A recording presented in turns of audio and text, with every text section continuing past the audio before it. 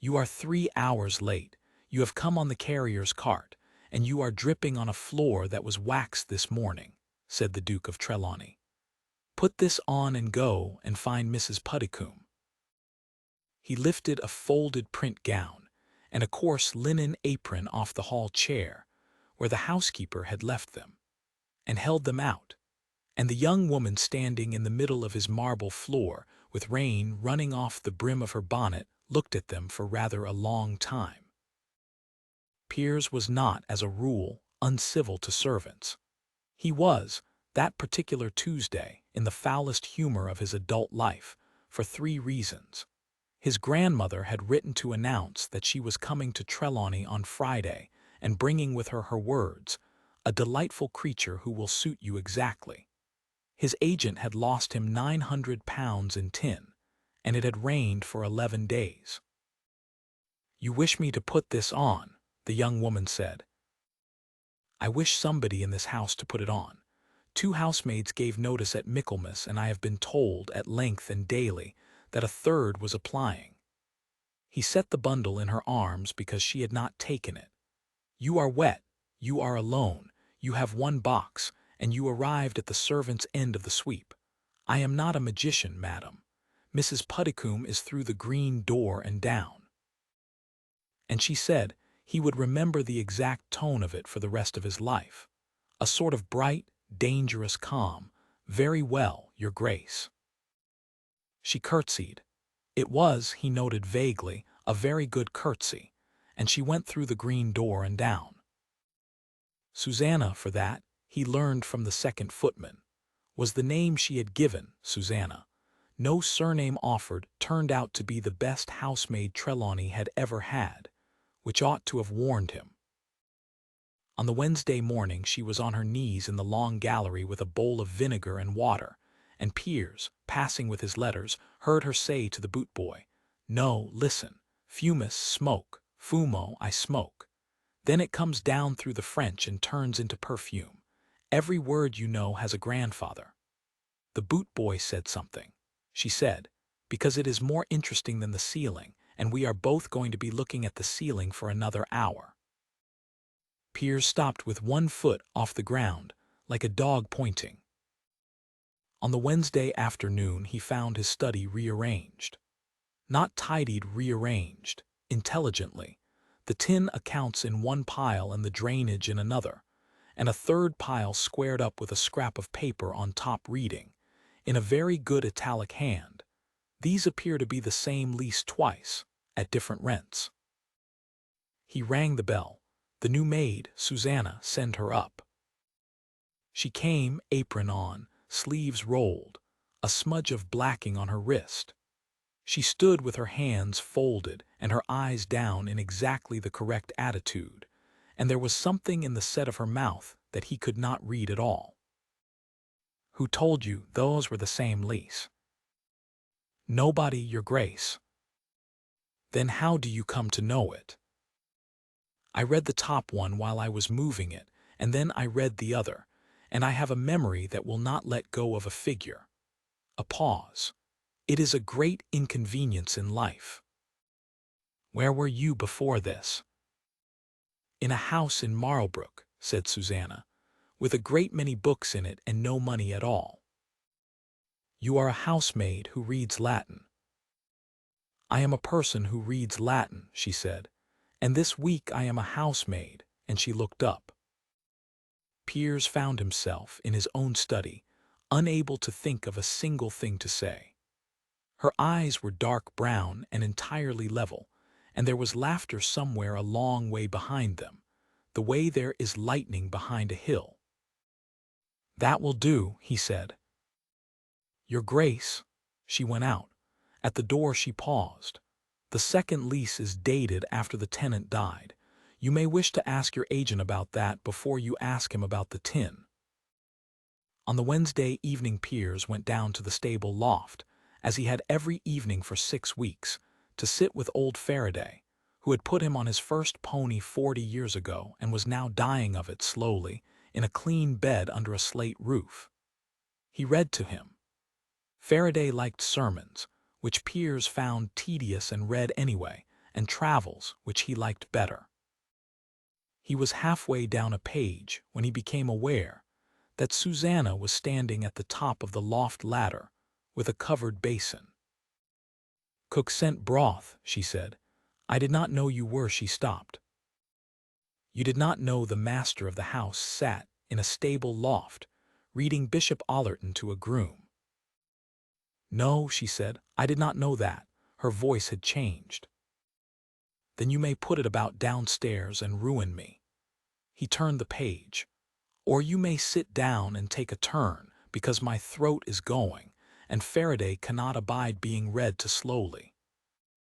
She sat down on the corn bin and read 3 pages. Faraday, who had been at Trelawney 51 years and was afraid of nobody, said, "Now that's a voice. That's a lady's voice, that." Piers heard it.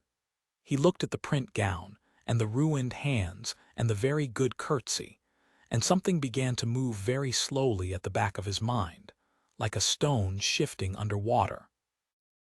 He said nothing. He did not know how to begin saying it.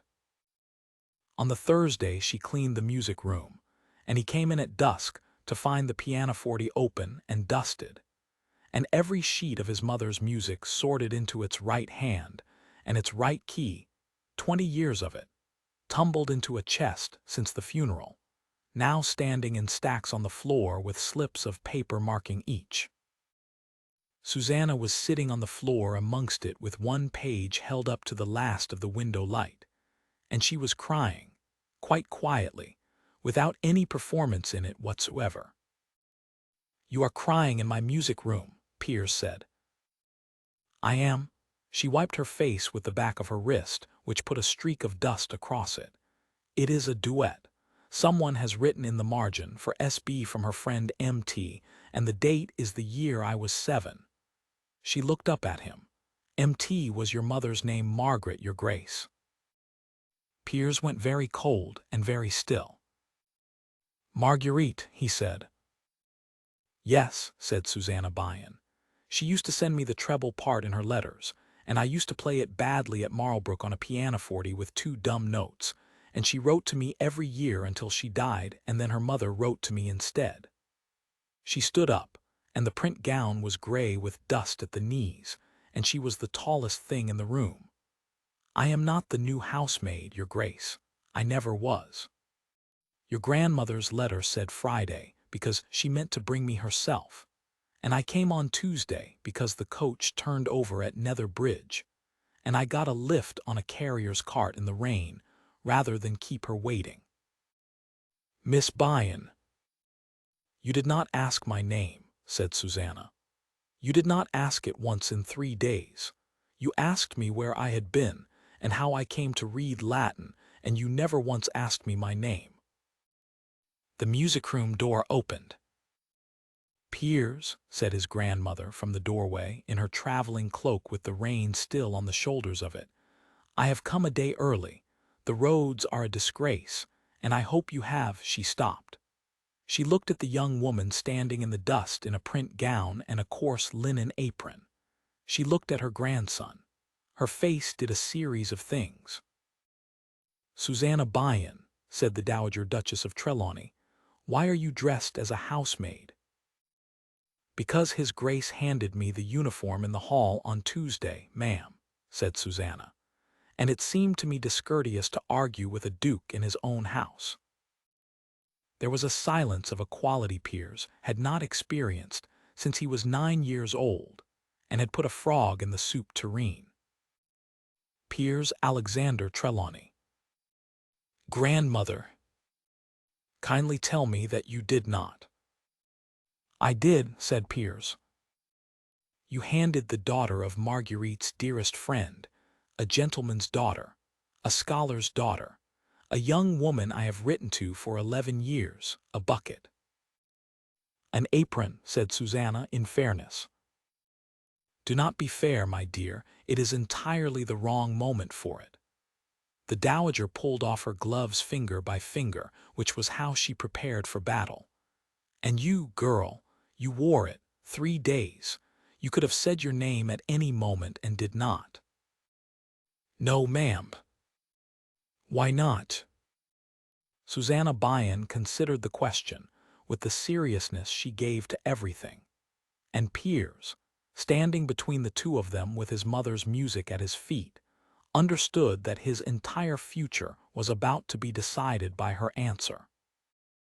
Because I have been poor for 9 years, she said, and I have been shown into a great many houses on sufferance, and I have watched what men of rank are like to people who cannot do anything for them.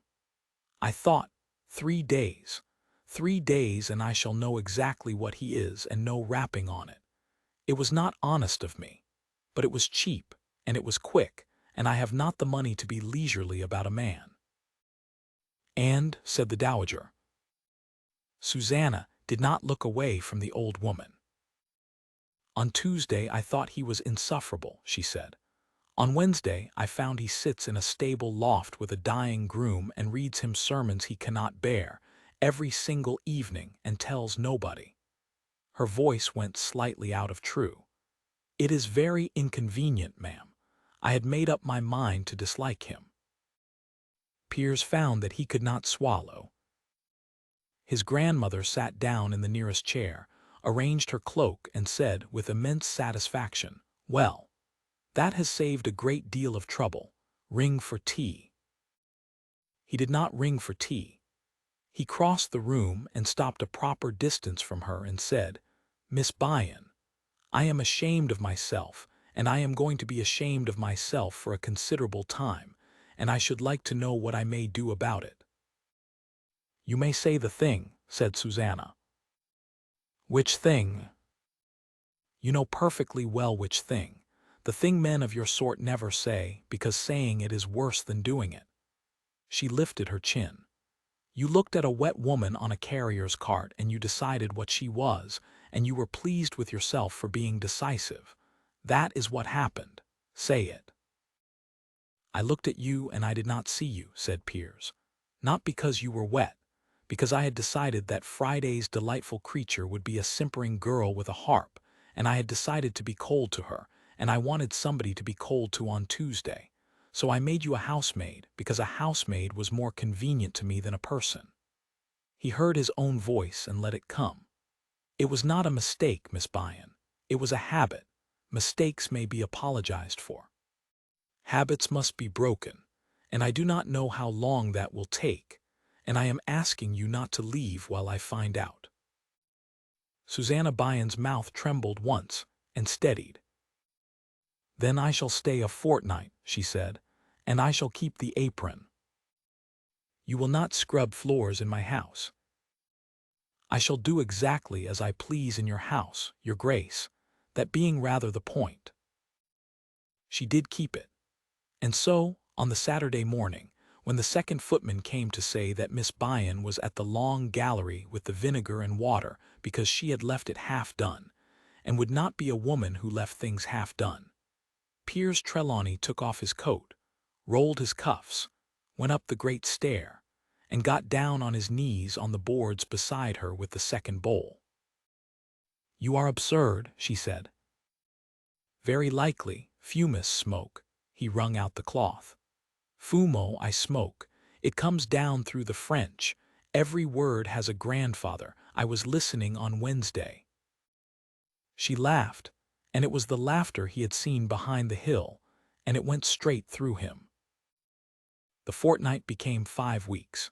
He learned that she had nursed her father through a long illness and buried him with 16 pounds, that she could not sing, that she was afraid of geese and of nothing else, that she would argue with him about the tin accounts until midnight and be right about 2/3 of it. He rewrote the leases with her at his elbow. Old Faraday, who lasted until the first frost, called her missus for the last 4 days of his life, and Piers had not the heart or the wish to correct him. On a still evening in November they were in the music room, and the duet was on the stand between them, and she played the treble part with the confidence of a woman who had played it badly for 20 years on an instrument with 2 dumb notes, and Piers played the bass and made a hash of it. "You are dreadful," she said. "I am Susanna."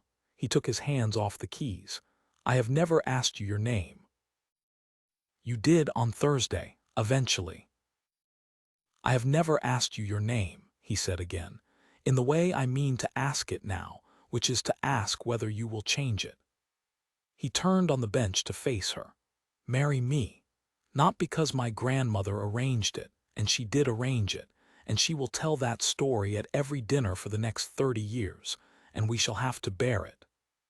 Marry me because I handed you an apron, and you handed me back an entirely different life.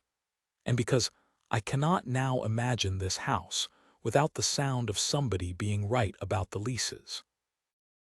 Susanna Byan put her hand over his on the keys.